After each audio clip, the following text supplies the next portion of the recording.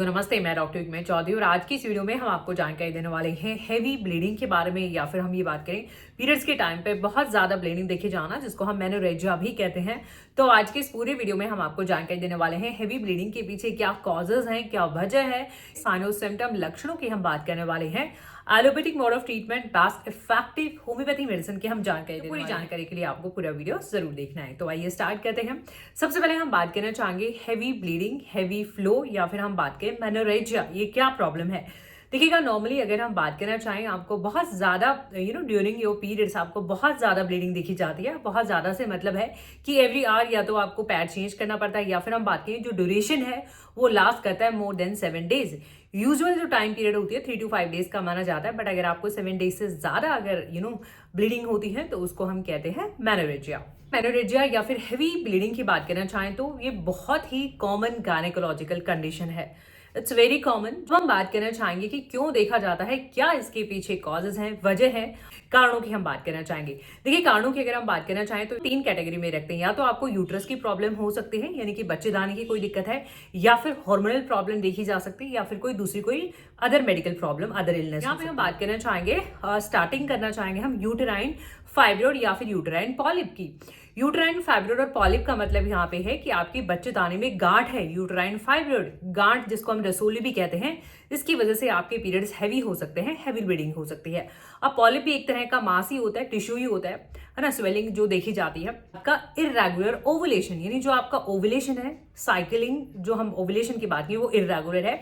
इसकी वजह से आपकी एंड्रोमेटियल जो थिकनिंग होती है, यानी बच्चेदानी की अंदरूनी जो वॉल होती है वो बहुत ज्यादा थिक हो जाती है, और जब भी शेडिंग होता है उसका तो हैवी ब्लीडिंग देखी जाती है। ये ज्यादातर पीसीओडी में यही रीजन देखा जाता है, इरेगुलर ओवुलेशन है। और स्ट्रेस की भी अगर हम बात करें तो ये एक रीजन बन जाता है, जिसमें आपकी एंड्रोमेटियल की वॉल थिक हो गई है और उसका जब शेडिंग होता है तो आपको हैवी ब्लीडिंग होती है। एडिनोमायोसिस, एडिनोमायोसिस अगेन एक ऐसी कंडीशन है जिसमें आपकी इनर लाइनिंग ऑफ यूट्रस, यानी बच्चेदानी की अंदरूनी जो वॉल है, जो टिश्यूज हैं, वो आपके मस्कुलर वॉल में यूट्रस के अंदर एम्बेडेड हो जाए। आईयूडीज की, intra uterine devices, non hormonal IUDs भी अगर आप इम्प्लांट करवाते हैं तो वैसे केस में पीआईडी, पैल्विक इन्फ्लामेटरी डिजीज, जिसकी वजह से एसटीडीज कुछ हो सकती हैं, या सेक्सुअली ट्रांसमिटेड डिजीज। यानी यहाँ पे प्रेगनेंसी रिलेटेड जो कॉम्प्लिकेशन देखे जाते हैं, कई बार आपको एक्टोपिक प्रेगनेंसी हो जाती है।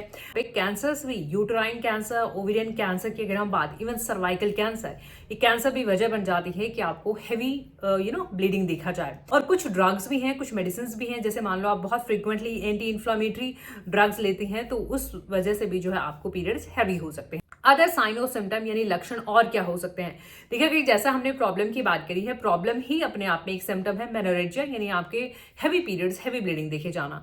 इसके साथ साथ आपको और भी सिम्टम आ सकते हैं ड्यू टू हैवी ब्लीडिंग। आपको वीकनेस हो सकती है, अगर हम बात करना चाहें फटीग, आपका एचबी लो हो सकता है, आप एनीमिक हो सकती हैं, जिसकी वजह से आपको फटीग, वीकनेस, कमजोरी और बहुत ही मूवमेंट करने में भी डिफिकल्टी हो सकती है। काफी सिम्टम भी यहाँ पे डेवलप हो सकते हैं। लोअर एब्डोमेन में आपको कांस्टेंट एक पेन हो सकता है, पैल्विक रीजन में। कहना चाहेंगे ट्रीटमेंट इन एलोपैथी। अगर हम एलोपैथी में ट्रीटमेंट की बात करना चाहें तो ट्रीटमेंट आपका अंडरलाइन कॉज पे डिपेंड करता है कि आपका एग्जैक्टली क्या प्रॉब्लम है, उसके अकॉर्डिंग आपका ट्रीटमेंट रहता है। अगर आपका complete case history, underline cause, अगर आपको पीसीओडी है या फिर फाइब्रॉइड्स हैं, उसके अकॉर्डिंग कई बार आपको प्लेटलेट डिसऑर्डर्स भी देखे जाते हैं, तो ट्रीटमेंट आपका उसके ऊपर बेस्ड रहता है। बात करना चाहेंगे एलोपैथी में आपको कुछ हार्मोन्स थेरेपी की हम बात करेंगे। यहाँ पे आपको ईस्ट्रोजन और प्रोजेस्टेरॉन हार्मोन्स दिए जा सकते हैं टू कंट्रोल आपका हैवी ब्लीडिंग। और हार्मोनल आईयूडीज भी दे सकते हैं। हार्मोनल आईयूडीज का भी एक ट्रीटमेंट रहता है। तो यानी एलोपैथी मोड ऑफ ट्रीटमेंट है। डायग्नोसिस की कि कैसे ये कंफर्म होता है, क्या क्या जांचें बहुत जरूरी होती हैं। देखिएगा, कंप्लीट ब्लड काउंट बहुत इंपॉर्टेंट है आपके हीमोग्लोबिन लेवल को चेक करने के लिए। थायराइड प्रोफाइल आपका हो सकता है, कई बार थायराइड की वजह से ऐसा देखा जाता है। बात करना चाहेंगे हम यहाँ पे आपका प्लेटलेट डिसऑर्डर में ऐसा देखा जाता है, तो आपके प्लेटलेट काउंट भी चेक हो सकते हैं। एक टेस्ट होता है पैप स्मेयर, जिसमें आपकी सर्वाइकल सेल्स का स्टडी कर लिया जाता है कि कहीं कैंसरस चेंजेस तो नहीं, या फिर सेलुलर स्टडी उसका कर लेना। एक और होता है एंड्रोमेटियल बायोप्सी, जिसमें आपकी एंड्रोमेटियल यानी कि यूट्रस की अंदर की जो वॉल होती है, इनर वॉल, उसका सेलुलर स्टडी अगेन कर लेना है, चेंजेस देख लेना, कहीं कैंसरस चेंजेस तो नहीं। अल्ट्रासाउंड की हम बात करना चाहेंगे, अल्ट्रासोनोग्राफी, अल्ट्रासाउंड, यूएसजी की हम बात करें, लोअर एब्डोमेन, पैल्विक ऑर्गन्स का आपका यूएसजी हो सकता है। यहाँ पे हम बात करेंगे हिस्ट्रोस्कोपी कर सकते हैं, जिसमें एक बात करना चाहेंगे हम, स्मॉल कैमरा इंसर्ट करा जाता है आपके यूट्रस में और उसको अच्छे से विजुलाइज कर लिया जाता है। डीएनसी भी कर सकते हैं, यानी कि डीएनसी भी हो सकता है। टेस्ट है जो हो सकते हैं कंफर्मेशन के लिए हेवी ब्लीडिंग की, या फिर हम बात करें मेनोरेजिया की, तो इसमें आपको कुछ डाइट चेंज की अगर हम बात करना चाहें तो you are suppose to have plenty of water. अपना वाटर इंटेक आप इंप्रूव करें ड्यूरिंग हेवी ब्लीडिंग, क्योंकि आपके ब्लड वॉल्यूम को मेंटेन करने के लिए बहुत ज़्यादा ब्लीडिंग की वजह से you loss your blood volume, तो उसको कंपनसेट करने के लिए आप 4 to 6 cups extra glass water लें आप। हाँ, अच्छा, उसके बाद हम बात करना चाहेंगे यहाँ पे आप आयरन रिच डाइट लें, क्योंकि आप एचबी लॉस कर रहे हैं, तो उसको भी अगेन कंपनसेट करने के लिए आप आयरन रिच फूड लें, विटामिन सी रिच डाइट लें, और आप आयरन वेसल में या फिर हम बात करेंगे आयरन पॉट में आप कुकिंग प्रेफर करें, ताकि स्लो एब्जॉर्प्शन होता रहे आयरन का। आगे यहाँ पे बेस्ट इफेक्टिव होम्योपैथी मेडिसिन जो हम यूज करते हैं ट्रीटिंग हैवी ब्लीडिंग या टर्म होता है, फिर हम बात कर लेते हैं best effective homeopathy medicine. Sabina homeopathy में हैवी ब्लीडिंग के लिए ऑलमोस्ट टॉप रेमेडी है। सबाइना के की इंडिकेशन की अगर हम बात करना चाहें, सबाइना में लीस्ट एक्सर्शन से अगर आप थोड़ा बहुत भी मूव करती हैं तो आपकी ब्लीडिंग और एग्रीवेट हो जाती है, यानी आपकी ब्लीडिंग होने लग जाती है। सबाइना उसमें इंडिकेटेड है। सबाइना आपको हैवी ब्लीडिंग के साथ साथ सबाइना में और वीकनेस देखे जाना और लीस्ट एक्सर्शन से अगेन ब्लीडिंग हो जाना, तो ऐसे केस में आप सबाइना यूज करें। ये क्लिनिकल क्वांटिटी है, आप स्मॉलर क्वांटिटी के साथ भी जा सकते हैं। 30 और 200 दवा की स्ट्रेंथ है। इन मेडिसिन पे ड्रॉपर लगे हुए होते हैं, यूट्यूब पे देख रहे हैं, इन सभी मेडिसिन के लिंक आपको नीचे डिस्क्रिप्शन बॉक्स में मिल जाएंगे। और जो कंडीशन मैंने डिस्कस करी है, पीसीओडी, फाइब्रॉइड, एडिनोमायोसिस, ये सभी वीडियोज आपको इस वीडियो के नीचे डिस्क्रिप्शन बॉक्स में मिल जाएंगे। इनके ऊपर ऑलरेडी मैंने वीडियोज अपडेट करे हुए हैं, तो आप सबाइना यूज करें 30 और 200 में 1 or 2 drops 1 or 2 times.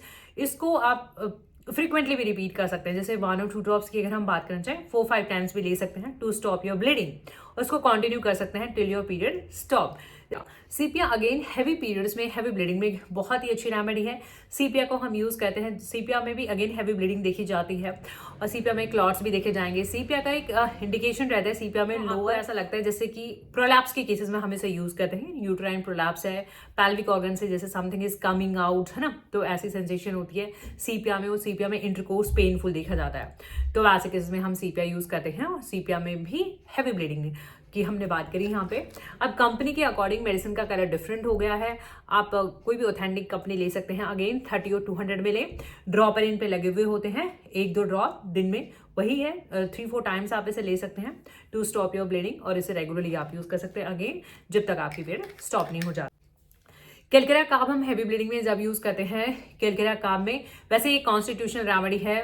Fair, fatty and flabby female रहेंगी, कॉन्स्टिपेटेड फीमेल रहेंगी, और केलकेरा काब की चिल्ली यानी उनको ठंड भी लगती है इसके साथ साथ। और केलकेरा काब में साथ में नोजिया और हेडेक भी एसोसिएटेड होता है, यानी जी घबराना और सर में दर्द और साथ में हैवी ब्लीडिंग, तो ये सिम्टम रहेंगे केलकेरा काब की। सेम वैसे ही 1-2 ड्रॉप दिन में 1-2 बार। ये सभी मेडिसिन आपको साथ में नहीं लेनी है, आपको अपने लक्षणों के हिसाब से कहना चाहेंगे। हेमामेलिस भी हम यूज करते हैं, हेमामेलिस डार्क ब्लीडिंग में हम यूज करते हैं, और हेमामेलिस में एक्सेसिव ब्लीडिंग देखी जाएगी, और इसके साथ साथ आपको पाइल्स भी एसोसिएटेड हो सकते हैं, और सोरनेस ऑफ एब्डोमेन हो सकता है, और पाइल्स हेमोरॉइड्स के केसेस में भी हम हेमामेलिस को यूज करते हैं। अगर साथ में ये भी दिक्कतें हैं तो आप हेमामेलिस यूज करें। अगेन सेम वैसे ही 1-2 ड्रॉप दिन में 3-4 टाइम्स रेगुलर आप इसे। मिल्लीफोलियम, मिल्लीफोलियम हम यूज करते हैं अगेन हैवी ब्लीडिंग में। मिल्लीफोलियम में ब्राइट ब्लड देखा जाता है, ब्राइट रेड ब्लड, तो ऐसे केसेस में हम मिल्लीफोलियम को यूज करते हैं। सेम वे वैसे ही आपको यूज करना रहेगा 1 or 2 ड्रॉप्स और 3-4 टाइम्स रेगुलरली आपको यूज। इनके अलावा भी मेडिसिन हो सकती हैं, जैसे मैं बात करना चाहूँ ट्रिलियम पेंडुलम, या फिर हम बात करें थैलेप्सी बर्सा पेस्टोरिस की, जो कि हम फाइब्रॉइड में यूज करते हैं, और हम बात करें फॉस्फोरस, और भी काफ़ी मेडिसिन हैं, ये केस के अकॉर्डिंग मेडिसिन हो सकती हैं। सो आई होप ये वीडियो आपकी हेल्प कर सके। इन वीडियो से आपकी हेल्प होती है तो प्लीज़ आप इन्हें लाइक करें, शेयर करें, चैनल पर नए तो चैनल को सब्सक्राइब जरूर करें, बेल आइकन जरूर प्रेस करें नोटिफिकेशन रिसीव करने के लिए। और जो भी आप में से इंडिविजुअल कंसल्टेशन चाहते हैं, हमारे दिए हुए व्हाट्सएप नंबर पर आप हमसे जुड़ सकते हैं। Thank you so much, thank you.